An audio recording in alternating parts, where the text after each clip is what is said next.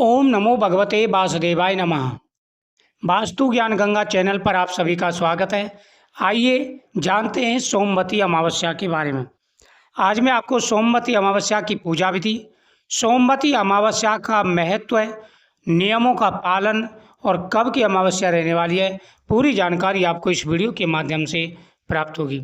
जो भी चैनल पर पहली बार आए, चैनल को सब्सक्राइब करें, बगल में बेल आइकन बटन को दबाएं हर वीडियो का नोटिफिकेशन पाने के लिए। अमावस्या हर महीने आती है और अमावस्या का महत्व भी बहुत होता है, लेकिन सबसे ज़्यादा महत्व होता है सोमवती अमावस्या का। जो अमावस्या सोमवार के दिन पड़ती है उसे कहते हैं सोमवती अमावस्या। सोमवती अमावस्या के दिन कुछ ऐसे कार्य हैं जिनको नहीं करना चाहिए, लेकिन कुछ ऐसे कार्य हैं जो अवश्य करना चाहिए, और उसमें भी अधिक मास की सोमवती अमावस्या हो तो यह अमावस्या आपकी किस्मत बदलने वाली है, भाग्य बदलने वाली है और आपकी मनोकामना पूरी होने वाली है। दोस्तों, अधिक मास का महीना 3 साल में एक बार आता है, और उसमें भी जरूरी नहीं कि हर अधिक मास को सोमवती अमावस्या हो। सोमवती अमावस्या अधिक मास में काफ़ी सालों के बाद में पड़ रही है। अगर इस दिन आपने उपाय कर लिए तो फिर आपकी किस्मत बदल जाएगी, और अगर इस दिन उपाय नहीं करे तो फिर आपको इंतजार करना पड़ेगा कब सोमवती अमावस्या अधिक मास में पड़ेगी, कुछ नहीं कहा जा सकता। सबसे पहला महत्व होता है गंगा स्नान का। ध्यान से सुनते जाना है। आपके घर की दरिद्रता और नकारात्मकता खत्म हो जाएगी और पैसा ही पैसा आएगा, खुशियाँ ही खुशियाँ आएंगी आपके जीवन में। सबसे पहला है गंगा स्नान का महत्व। तो जल में गंगा जल डाल करके स्नान कर लीजिए, या फिर गंगा स्नान कर लीजिए। जैसे भी व्यवस्था आपकी हो सके उस प्रकार से आपको स्नान कर लेना है। उसके बाद में क्या करना है, आपको सीधा पीपल वृक्ष के नीचे चले जाना है। सीधा पीपल वृक्ष के नीचे चले जाना है और पीपल वृक्ष पर जल में तिल डाल करके ओम पितृदेवताभ्यो तर्पयन्ताम, यह उपाय आपको जरूर करना है। पितृदेवताओं का तर्पण यानी पितरों के नाम से तर्पण, यह जीवन में खुशियाँ लाने वाला है और आपकी मनोकामना पूरी करने वाला उपाय है। उसके बाद में आप पीपल वृक्ष की परिक्रमा करेंगे, वहाँ पर दीपक जलाएंगे, प्रसाद चढ़ाएंगे, और फिर ठीक उसके बाद में भगवान शिव का अभिषेक, या फिर भगवान शिव का अभिषेक आप पहले कर लें। लड्डू गोपाल जी की घर में पूजा जरूर करनी है। लड्डू गोपाल जी की पूजा घर में आप प्रतिदिन करते हैं, तो इस दिन आप लड्डू गोपाल जी की पूजा करेंगे और लड्डू गोपाल जी से प्रार्थना करेंगे कि वह आपकी मनोकामना पूरी करें, घर में आपके में खुशी आए, तरक्की और कामयाबी आपको मिले और आपकी मनोकामना पूरी हो।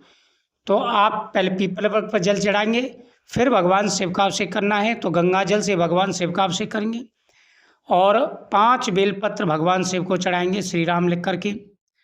भगवान शिव को भस्मी, भांग, धतूरा, बेलपत्र समर्पित करेंगे और खीर का प्रसाद, गाय का घी डाल करके, खीर में गाय का घी डाल करके भगवान को चढ़ाना है। इससे आपकी किस्मत बदलेगी, आपका भाग्य बदलेगा और आपकी मनोकामना पूरी होगी। यह बहुत बड़ा उपाय है। जो भी आप बोलेंगे, क्योंकि सोमवार का दिन है और साथ ही सोमवती अमावस्या है, भगवान को खीर चढ़ाते समय जो भी आपके मन में कामना है वह आप बोलेंगे, आपकी प्रत्येक मनोकामना पूरी हो जाएगी, प्रत्येक मनोकामना पूरी होगी आपकी, और जीवन में जो भी समस्याएं आ रही हैं वह समस्याएं दूर हो जाएंगी।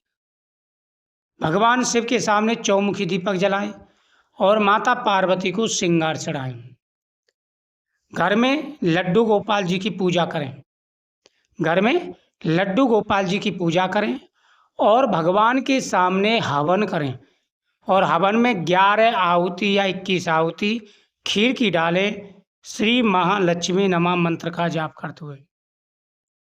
महालक्ष्मी च विद्महे विष्णुपत्ते च धीमहि तन्नो लक्ष्मी प्रचोदयात्, इन मंत्रों का जाप करें या फिर श्री महालक्ष्मी नमः मंत्र का जाप करें। भगवान के सामने हाथ जोड़ के प्रार्थना करें। जो मंत्र आप पे आते हों उन मंत्रों को बोलते हुए आप भगवान के नाम की आहुति दें, इससे आपकी मनोकामना पूरी होगी, आपका भाग्य बदल जाएगा और किस्मत चमक जाएगी, आपकी हर मनोकामना पूरी होगी। बड़ी अमावस्या, इस दिन सोमवार का व्रत आपने रखा है तो बहुत ही अच्छी बात है। अगर सोमवार का व्रत नहीं रखा है तब भी आप भगवान शिव की पूजा जरूर करें। इससे आपका भाग्य बदल जाएगा, किस्मत चमक जाएगी और आपकी मनोकामना पूरी होगी। बहुत ही अच्छे योग बन चुके हैं। आने वाला समय आपके लिए खुशी भरा रहने वाला है, तरक्की और कामयाबी भरा रहने वाला है। सबसे बड़ा योग बन चुका है। उसके अलावा इस दिन ब्राह्मणों को भोजन कराएं। ब्राह्मणों को भोजन जरूर कराना चाहिए। 1, 5, 7, 11 ब्राह्मणों को जिस सामर्थ्य हो उस हिसाब से ब्राह्मणों को भोजन जरूर कराएं। इससे पितृ प्रसन्न होते हैं। पितरों को प्रसन्न करना बहुत ही जरूरी है। पितृ प्रसन्न हो गए तो समझ लेना आपकी जीवन में तरक्की और कामयाबी आ गई और आपकी हर मनोकामना पूरी होगी। पितरों का आशीर्वाद जरूरी है। इस दिन आप घर के अंदर कुछ बातों का ध्यान रखें। काफ़ी घर ऐसे होते हैं जिनमें रोज मीट मांस का प्रयोग किया जाता है, तो अमावस्या के दिन भूल से भी घर के अंदर मीट मांस का प्रयोग नहीं होना चाहिए। अगर मीट मांस का प्रयोग घर में हो गया तो समझ लेना कि आपके जीवन में अब कष्ट प्रारंभ हो जाएंगे, जीवन में परेशानियां प्रारंभ हो जाएंगी। इसलिए भूल से भी आपको इन बातों का ध्यान रखना, ये गलती नहीं करनी। घर में तामसिक भोजन नहीं बनना चाहिए। दूसरा है, घर के अंदर कलेश नहीं होना चाहिए। काफ़ी घर ऐसे होते हैं जिनमें किसी न किसी बात पर, किसी न किसी छोटी छोटी बातों पर वाद विवाद होता रहता है, लड़ाई झगड़े होते रहते हैं। तो इसलिए विशेष रूप से ध्यान रखना है और आपको वाद विवाद नहीं करना है, लड़ाई झगड़ा नहीं करना है, अपशब्द किसी से नहीं बोलने हैं, किसी का अपमान नहीं करना है। यदि आपके दरवाजे पर कोई मांगने वाला आ जाता है तो उससे अपशब्द नहीं बोलने, बड़े बुजुर्गों के प्रति अपशब्द नहीं बोलने। इन बातों का विशेष रूप से आपको ध्यान रखना है। शाम के समय तुलसी माता के सामने, पितृ देवताओं के सामने, पीपल वृक्ष के नीचे, बट वृक्ष के नीचे, भगवान शिव के सामने, इन जगहों पर दीपदान जरूर करना है। इसके साथ साथ घर के अंदर वातावरण अच्छा रखें, ब्रह्मचर्य व्रत का पालन करें। साथ ही गौग्रास, गाय का, अग्नि का, कुत्ते का, कौवे का, पीपल वृक्ष का, ये पंचग्रास निकाले जाते हैं जिन्हें गौग्रास कहते हैं। ये आपको जरूर निकालने हैं और गौ माता को जरूर खिला के आना है। अगर अमावस्या की बात करें तो यह अमावस्या 15 जून की रहने वाली है। 15 जून का ही महत्व रहेगा। इस दिन आप हवन करें तो बहुत ही अच्छी बात है। इससे भाग्य बदलता है और किस्मत का साथ मिलता है।